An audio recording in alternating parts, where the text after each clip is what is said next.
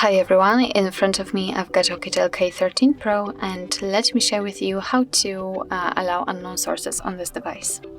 So first of all, let's enter the settings, and now we have to scroll down in order to find the apps. So we do not really have to scroll down, it was on the third position, so let's enter.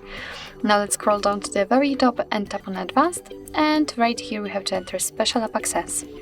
Here let's install unknown apps. And as you can see, this is the list of apps which are allowed or not allowed to install some content.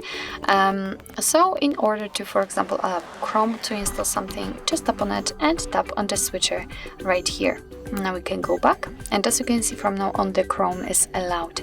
Be aware that you're doing it on your own responsibility because some third-party apps aren't verified by the developer.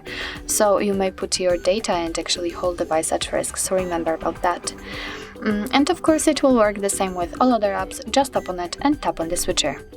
You can turn off all previously given permissions, just tap on the app and tap on the switcher again.